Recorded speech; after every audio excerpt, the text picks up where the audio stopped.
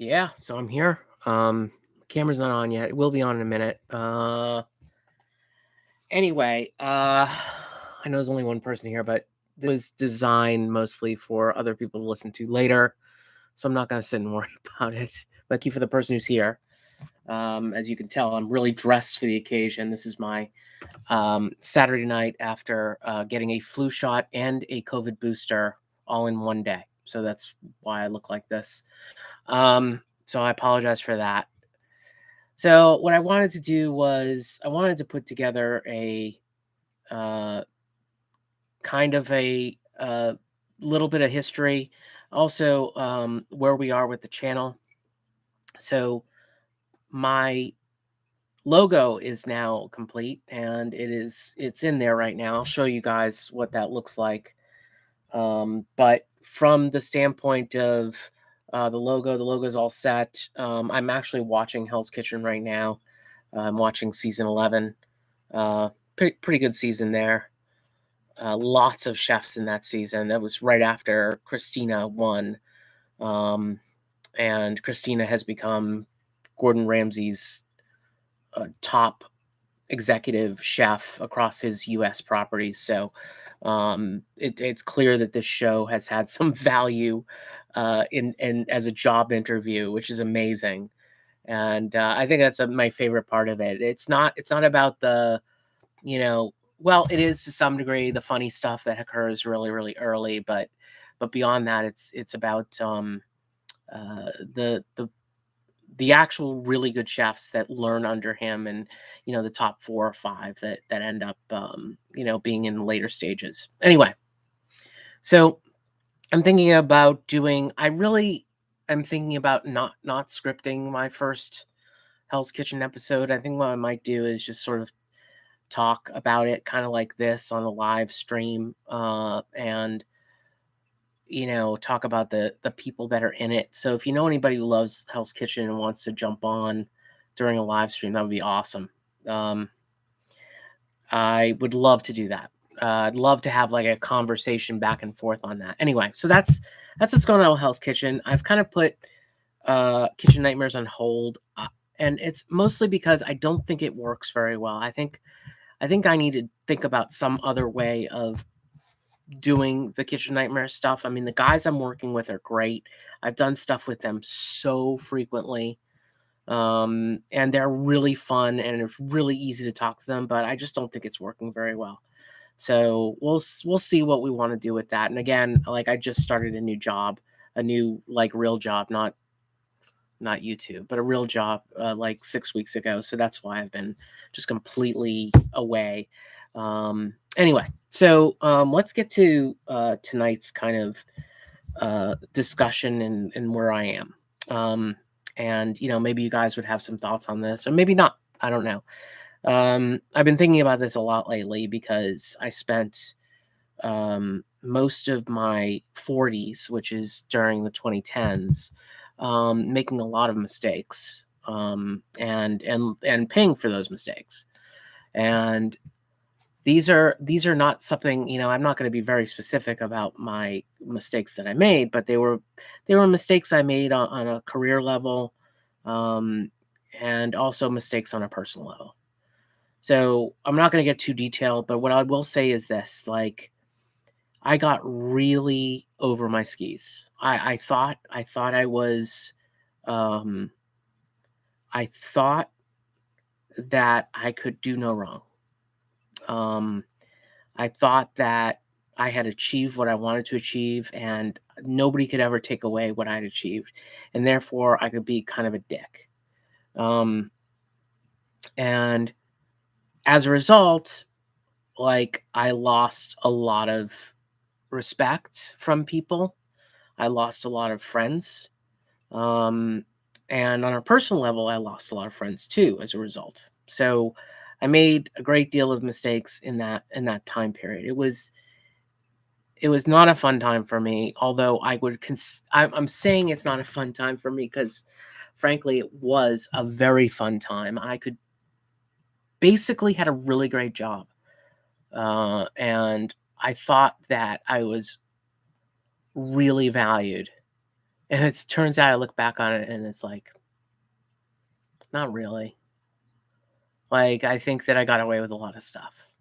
And, as a result, I made big mistakes. And those mistakes were um, not something at the time I thought was anybody would figure out or find out because I thought I was smarter than them.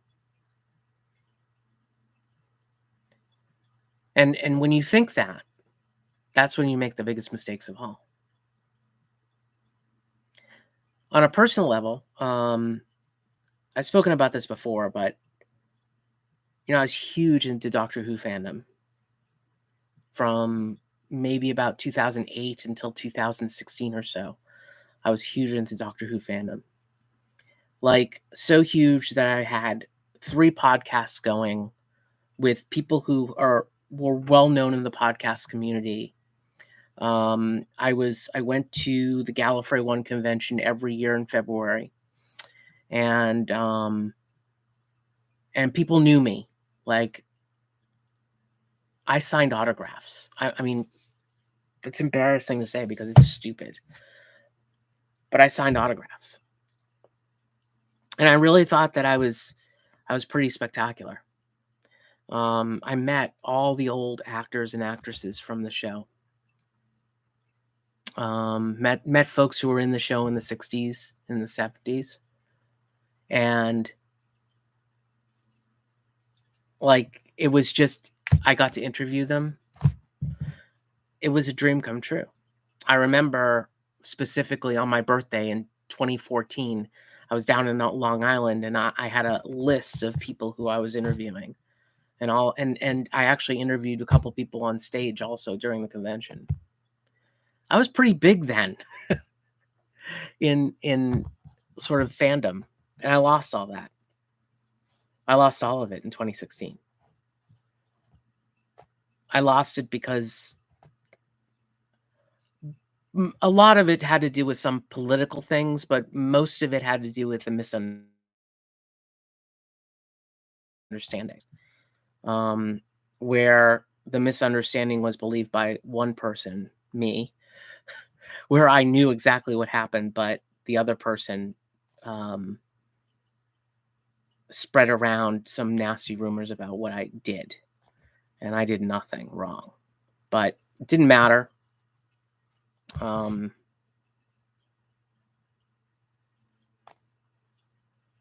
it didn't matter. I lost all those friends, the people I considered to be friends. And you might say, well, you know what? It's been a long time. It's been 5 years. Get over it. I am over it. I am. I'm very happy I'm not there right now. I've got enough on my plate.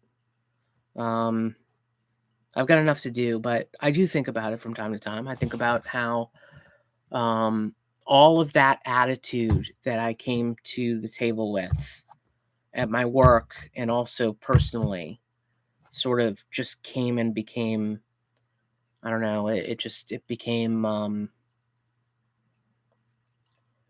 it just exploded on me. I suppose you need to learn that in order to make your world the better place that it needs to be. Um, and it was jarring, to be honest. It was quite jarring.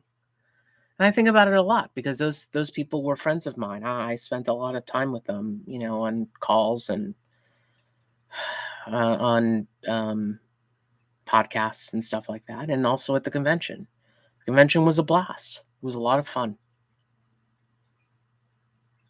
But yeah, I lost all those people, and I probably deserve to. But at the same time, like, I look back on it now thinking, none of them even took the time to listen to my side of the story. But it doesn't matter.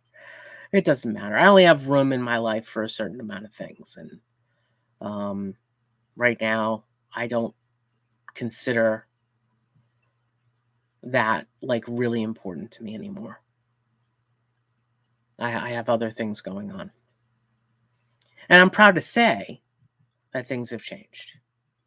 I'm proud to say that as I took that career path down the drain for a couple of years, I actually started on a lower rung of the ladder, started on that lower rung, and then worked sort of my way back up again. I mean, it's not fun to do that in your 40s and early 50s, but I managed to do it. You know, I've managed to improve my relationship with my wife and my children. I've made better relationships with friends of mine, and also with my brothers. I mean, so I would say, like, that learning experience that I had in the early 2010s are going to be important as I move into, the middle and late part of my 50s and early 60s, and as I go into this kind of empty nest mode that I'm in right now. I still have work to do. I still have um I still have things I need to do better. I still have things I need to improve. Um I think one of the things that you give yourself some goals, and I think one of the goals that I have is, any single time I get on the phone with somebody at work or Zoom or whatever it is, what I want to do is I want them to come away from the call saying, that was a really good conversation, and gosh, he's a good guy, and I definitely can talk to him again. You know, uh, there were days where there were weeks and months where I was completely aggressive and kind of an asshole, um, and I don't want to be that anymore. I want to be the guy people do want to talk to. I want to be the guy, that memorable person. Um, and also, like, the other thing is I find joy in watching younger people sort of succeed and move on to the next thing. Like, um, like I work with a lot of sort of 20 somethings and early 30 somethings. And, like, I don't need the credit anymore. Like, I don't need to feel like I should get the credit anymore. Like, I would like to watch them become superstars in front of my eyes. And, it's definitely a different thought process, a different mode of what I'm trying to achieve. Like, it's not about my career anymore. It's about making who I am somebody who somebody can come to make their career better. And it's so freeing. It really is.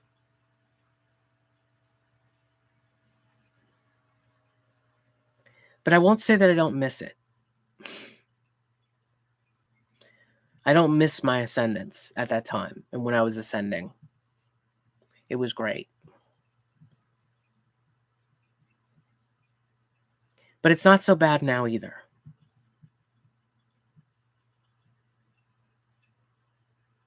And I can say with all confidence that I'm proud of what's been accomplished to date. And I can see really great things coming up in the future. Again, as I said, I still need to work on stuff, but the main things are very stable right now, whereas they weren't before. It's pretty amazing.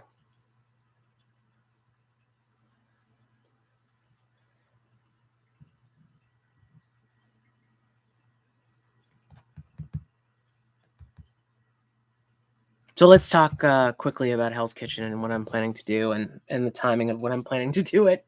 I find it's much easier to do work when my wife isn't home or my daughters are not home. Now my daughters are not home; they're at school, but not for long.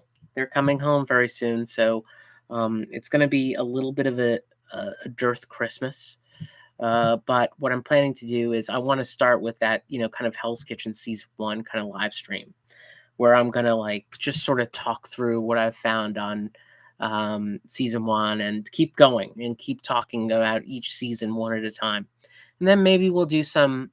I'll build out some episodes that have the same the same kind of thing occurring constantly throughout all the seasons. I've actually started making some notes of things that occur every season, and I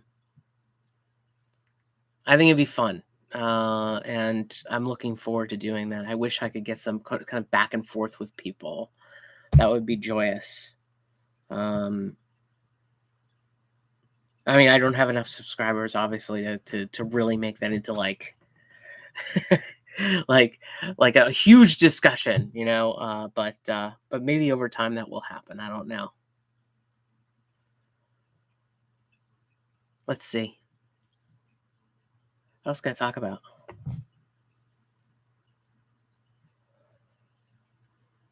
Yeah, I think I said what I wanted to say.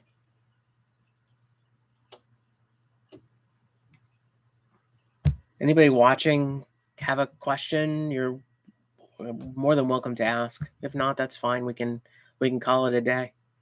I kind of said what I needed to say. It's fun to do this because it's kind of like it's cathartic, I guess.